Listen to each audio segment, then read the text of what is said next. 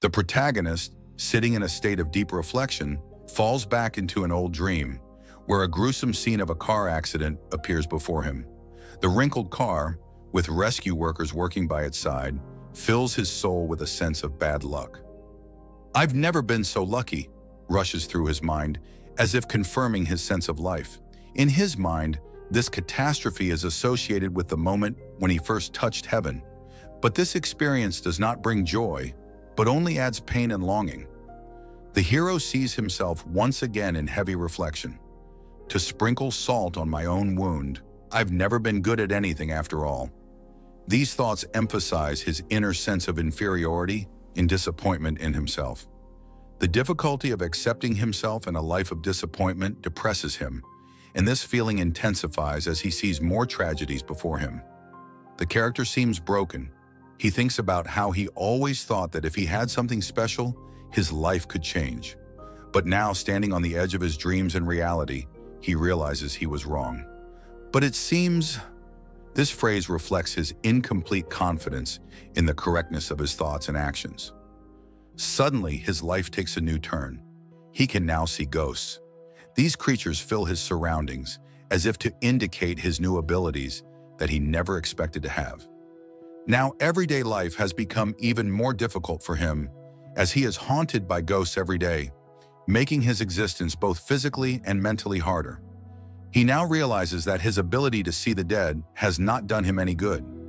Despite the outward appeal of some of the ghosts, they continue to torment and taunt him, insinuating his insignificance and helplessness.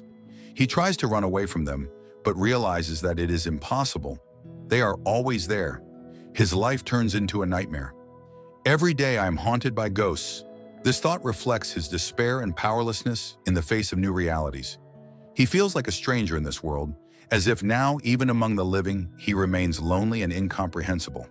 Eventually, his last strength leaves him. He is tired, exhausted mentally and physically, and the eerie silhouette of the ghost reappears in front of him as a final horrible reminder, coming closer, plunging him into more darkness. Kenji Tanako, a student at Hinokami High School, struggles to climb up onto the porch of the building. His visage haggard and depressed, he is late again. The reason for his constant tardiness is due to the ghosts that haunt him. With each step as he gets closer to the school, he can feel his strength leaving him. "It's all thanks to those ghosts," Kenji sadly states, realizing that he can no longer tolerate their constant presence. Exhausted, he heads to the infirmary.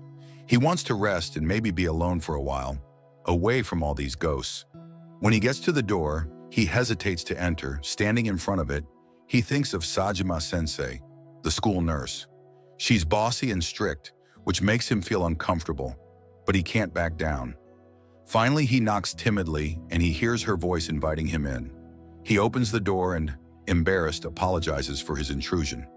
Sajima-sensei, sitting at the table with a cup in her hands, wonders what's wrong.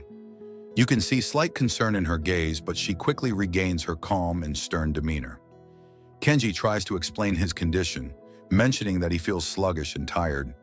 But the nurse, not wanting to waste time with excuses, inquires about his activities. Kenji admits that he feels better just from seeing her, though he still feels exhausted.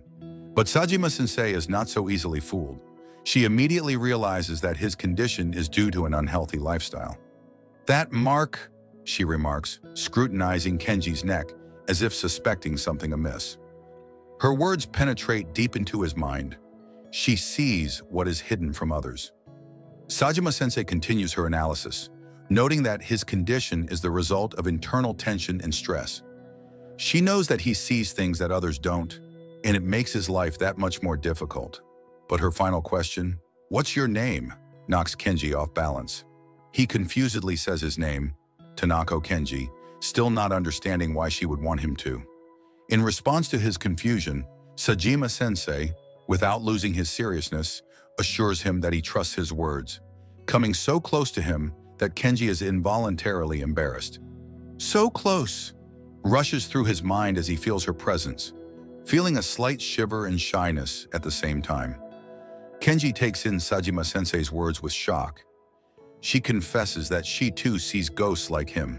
These words leave him confused. Does that mean you see them too? Kenji wonders, and his heart begins to beat more frequently. The thought swirls around in his head. If she sees them too, then does that mean I'm not crazy? Sajima-sensei calmly confirms that she is just like him. Kenji begins to feel like he can trust her, but fear and bewilderment still possess him. He looks at her hopefully and finally decides to ask, "You really believe me, don't you?" She nods in response, her eyes full of understanding. "Clear as day," she concludes, reassuring Kenji of her sincerity. "I get the gist of it," Sajima-sensei continues. "Get some rest, Tanaka-kun, and then we'll solve this problem of yours." Her words bring some relief to Kenji, and he allows himself to relax, albeit briefly. Soon he falls asleep, exhausted by the events. But the nightmare doesn't last long. He is awakened by Sajima-sensei. "Tanaka-kun, it's time to get up," she says, gently shaking him by the shoulder. Kenji's eyes read tiredness and fear. "What time is it?" he asks, realizing that it's been almost all night. 11 p.m. "I've already contacted your parents," Sajima-sensei replies calmly. She's ready to cut to the chase and offers bluntly, "Do you want to talk about the ghost that's been bothering you?" Kenji doesn't immediately realize what she means. He starts to hesitate, but her persistence convinces him. However, before Kenji can reply anything, Sajima-sensei suddenly adds, "I'll introduce you to the ghost who bullied you." Kenji instantly tenses up. Sajima-sensei opens the door, and Kenji sees a dark, ominous silhouette. "The ghost has been waiting for you in the hallway since you fell asleep," she says, slowly turning her head in his direction. Startled, Kenji realizes that this ghost has indeed been around all this time. "Why? I thought you were going to help me," he shouts, realizing that there's nowhere to wait for help. But Sajima-sensei remains calm and confident. Come on in," she utters, addressing the ghost. Kenji sees the dark figure slowly approach him, its eerie eyes glowing in the darkness. "Tanaka-kun," the ghost whispers, its eerie voice filling the room with coldness and fear. Kenji falls into a panic. "Ah!" he screams, not knowing what to do, his heart pounding in his chest and his thoughts jumbling together in a chaotic whirlpool. Sajima-sensei observes what's going on, taking his time to drink his coffee. "She craves you," she comments calmly, adding, "She's fallen in love with you as a man." Those words echo in Kenji's head, increasing his fear and confusion. Kenji cries out in horror, "Am I going to be pregnant?" "Oh no, I don't want to get pregnant yet." His panic grows, he doesn't realize what's happening, and his thoughts are thrown into chaos. He desperately calls for help. "Sensei, help me!" Sajima-sensei calmly observes his reaction, and without losing his composure utters, "What the hell are you talking about?" She holds the coffee cup in her hand, clearly not sharing his panic. Kenji, feeling his strength leaving him, says in a weak voice, "Sensei, I don't feel so good right now." However, Sajima-sensei doesn't pay much attention to that and continues her reasoning. "Do you see her as a scary ghost?" Her voice sounds flat, as if she's discussing something mundane. Kenji, panicking even more, replies, "Yeah," but his desperate cry has no effect on Sajima-sensei, who remarks, "Well, some ghosts exist to make people suffer." At this time, the ghost looms over Kenji. He tries to defend himself, but the forces are clearly unequal. The ghost forcefully pins him to the ground, increasing his fear and helplessness. Sajima-sensei, looking at all of this from the sidelines, suggests, "Let's talk." Her calm and confident tone seems to stop time, creating a moment where it seems like everything can be resolved with words. She touches the ghost, as if urging it to talk, while Kenji continues to struggle with his fear. Kenji, in another attempt to find help, yells out, "Sensei, can you chase that ghost away?" But Sajima-sensei remains unfazed as she continues her monologue, pointing out that people tend to judge someone based on looks alone. "But the most important thing is what's on the inside," she adds, trying to convey to Kenji and the ghost the importance of the inner world. She explains that the ghost in front of him is just a person, just like them, with inner worries and fears. She clarifies to the guy about how she is not some kind of Buddha. She's someone who counsels ghosts, listening to their problems. Anyway, Sajima-sensei approaches the ghost girl with the long neck, saying that she's willing to counsel her. The ghost, however, unable to stand it, exclaims, "You, baby, you better shut up." Her cry is full of pain and anguish, further emphasizing her internal struggle. Sajima-sensei, however, is calm. She is willing to listen and help despite the threats and fear. Eventually, the ghost admits that she envies the living. She too wants to experience the feelings she sees in others, but her essence remains unchanged. "Me too. I want to flirt like everyone else, like in those romantic comics," she shouts, turning to Kenji, her voice full of desperation and passion. Kenji and Sajima-sensei remain in place, realizing that her desires and feelings are very different from what they had imagined. "Ditto," Sajima-sensei replies briefly, looking at Kenji, who realizes that all his ideas about ghosts were far from reality. The doctor turns to Tanaka-kun, asking if he thinks ghosts and humans look the same. Kenji, on the other hand, says that it just seems intimidating, but they look very similar. At the same time, a ghost standing nearby calls out to Tanaka-kun, asking him to love her, claiming that she's a nice girl. Tanaka-kun, dumbfounded, begins to realize that it can't be true that the doctor also encounters the same ghosts. The doctor, however, explains that she was once able to see them too, just like him, and since then her body has begun to change. She suggests that Tanaka-kun might have the same problem. Tanaka, on the other hand, was shocked that the nurse was also bothered by such ghosts. Soon, Sajima-sensei, with some confusion, admits that she can only get turned on by ghosts. When asked by Tanaka-kun why she's revealing her preference now, she replies that she put all her effort into it, helping him relax. She soon notes that the girl with the long neck has indeed turned into an evil spirit. She then concludes that ghosts and humans can't interact with each other, though. The doctor turns to a ghost standing nearby and warns that she is too close to them. The ghost asks an unexpected question. "Did Tanaka-kun feel your huge boobs?" This shocks Tanaka-kun, who immediately feels uncomfortable with what's happening. The doctor goes on to explain that ghosts' thoughts are too strong and they shouldn't touch each other. Ghost, on the other hand, admits that she likes Tanaka-kun. The doctor advises her to calm down and take a better look at Tanaka-kun, reminding her that he's a student just like her.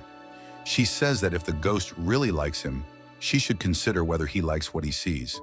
Sensei wonders to the ghost if she has enough confidence to go all the way and see Tanaka-kun with that face. She, noticing the ghost's tears, doubts that they are the tears of a lover. She also doubts that she has a happy expression on her face. Soon the ghost questions what she is feeling, whether it is love or a desire to be loved. She begins to realize that she may have meant something else. The ghost suddenly realizes that she is experiencing feelings of first love, which causes her excitement and confusion. She realizes that the person in front of her is the one who touched her heart, but she simultaneously feels fear and uncertainty about what to do next. Soon the ghost came out of her evil spirit state.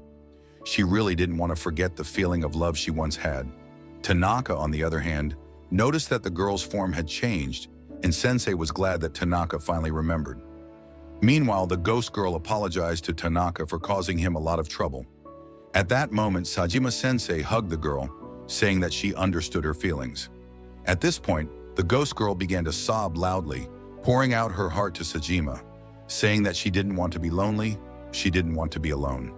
In that case, Sajima-sensei asked the crying Tanaka for a favor, because this request can only be fulfilled by him. That same night, the ghost girl once again apologized to Tanaka, saying that she just never went on a date before. Tanaka hurriedly reassured the girl, saying that it was no big deal, and that was why they had come to the nearest park. The overjoyed girl smiled genuinely, thanking Tanaka for his time, but it seemed that Tanaka didn't understand what she was talking about. The girl explained that when she became a ghost, she had always been aloof from everyone, always alone. Her family and the man she liked, they all stopped coming. But one day she noticed that someone had come, and that someone was Tanaka-kun. He put her favorite flower in a vase, a carnation, signifying pure, genuine love. The girl was really very happy.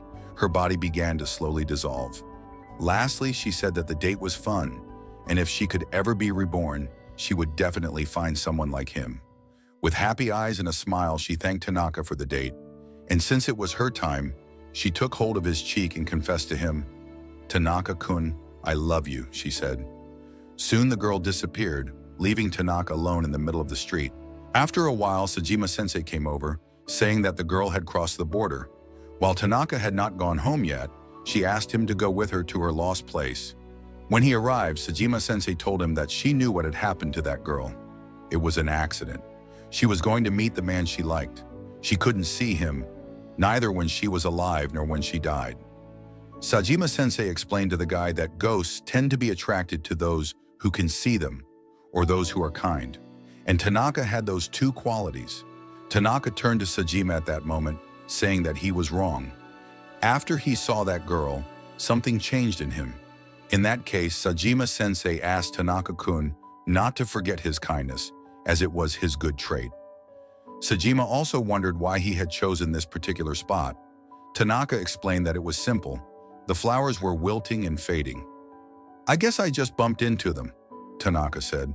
The boy explained that he too had lost someone important, so he had become good to others. After realizing the situation, Sajima-sensei told the boy to tell her whatever was on his mind.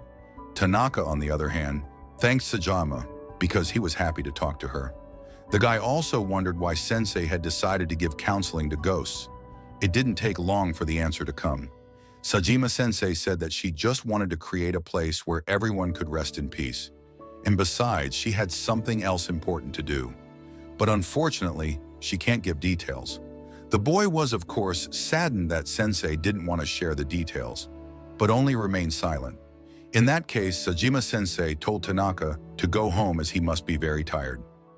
The next day, Tanaka was already in Sajima's office. He said that he had thought of her as an evil aunt before, but now he realized he was wrong. Sajima-sensei is great, and since Tanaka had a class that was about to start, he went to it. Sajima-sensei looked at Tanaka and realized that someone liked him again. Something bad liked him. "Hey, the Akita manga is here," which means you caught the end of the video. Well, I hope you enjoyed this video and are eager to see part 2 of this manga. And if you made it to the end, write the secret word, ghost, in the comments.